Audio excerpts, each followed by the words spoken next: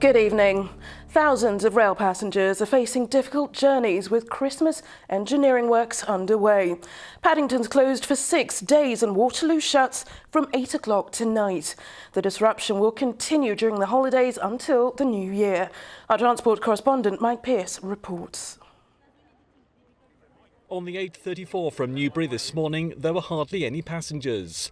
For those heading to London from the Thames Valley, Ealing Broadway is the end of the line for the next 6 days, with Paddington closed. The West London station was busy, but there were no signs of chaos. Many appear to have heeded the warnings and travelled yesterday. It's obviously difficult for people that are on holiday, but you understand why they're doing it at Christmas, because they need to avoid commuting time for the main folks that are getting to the work. It could have been done at some other time, because this is a time when you travel a lot to places. So better to do it while there's less people on the rails than there is, obviously if you've got to travel up here for work. It's Christmas. You expect disruption at Christmas, don't you?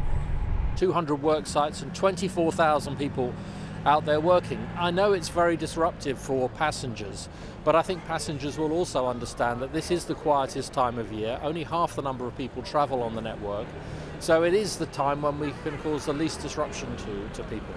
The work is for the Crossrail project. Elsewhere, Waterloo and London Bridge will also see disruption. We've got to put in new points, electrification, we've got to put track down, we're opening a new platform. So a lot of work, and unfortunately it does need 6 days to do it. And services will not return to normal until the new year. Mike Pearce, ITV News, Ealing Broadway. Police investigating the murder of a woman from Bournemouth are trying to identify a witness. They've released this CCTV image of a fourth person who may be able to help. 25-year-old Hayley Wall was found with serious head injuries. She died in hospital on Thursday.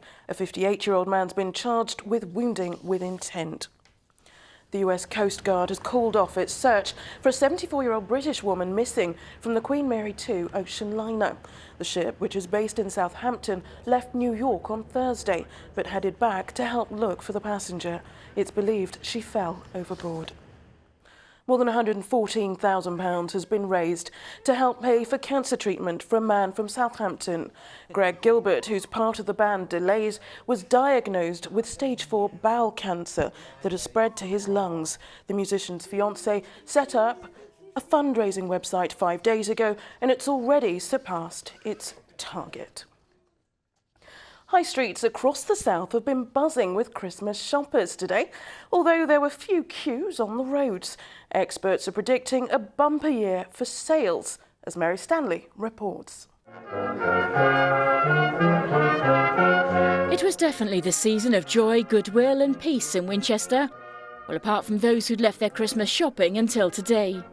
I thought I was finished until this morning, then I've come out and bought some last minute things, sort of panic buying, extra presents. We've only been in town about an hour and we're pretty much wrapped up. Bit of food shopping left to do though, and you know how it is. Have you left everything till the last minute? Of course we have.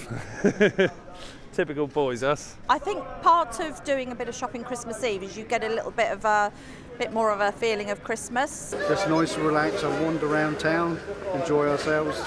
Just get into the Christmas spirit. They weren't the only ones getting into the festive spirit. Happy Christmas! And retailers could be celebrating too.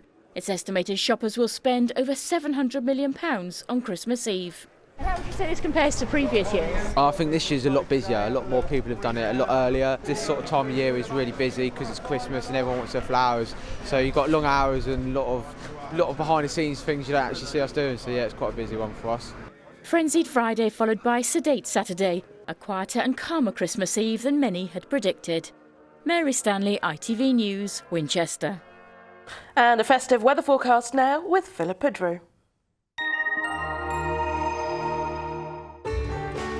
From puddles to paddling, driving through Europe. Eurotunnel the Shuttle sponsors ITV Meridian weather. Hello there. Well, it's not set to be a white Christmas this year. Instead, plenty of cloud around, windy throughout as well, but it will also be very mild for the time of year. So we can see just what's going on. Storm Barbara is now safely out of the way, but in her place we see Storm Connor moving in, working its way steadily eastwards through the next 24 hours, giving some pretty windy conditions right up and down the UK. So down here in the south, we're looking at a windy picture overnight. Certainly plenty of cloud on the scene, but with the cloud cover and winds coming up from the southwest, it will be a mild night all round. I think temperatures for all of us no lower than around 7 or 8 degrees. So tomorrow morning, a mild start to Christmas Day, a cloudy start and pretty windy from the word go. Little change through the day. The outside chance of 1 or 2 spots of rain, but the emphasis on a dry picture, and again very mild indeed. Temperatures easily above where we'd expect to see them at this time of year. Highs tomorrow around 13 or 14 degrees. Now over the next few days, a change is afoot. Storm Connor moves out of the way, and thereafter it's looking dry, plenty of sunshine, but feeling quite a bit chillier. Some overnight frost to come and some fog to contend with as well. Do take care and have a lovely Christmas. Bye-bye. Eurotunnel the Shuttle sponsors ITV Meridian weather. That's it from the ITV Meridian Christmas Eve team. We're back on air with Good Morning Britain on Wednesday morning.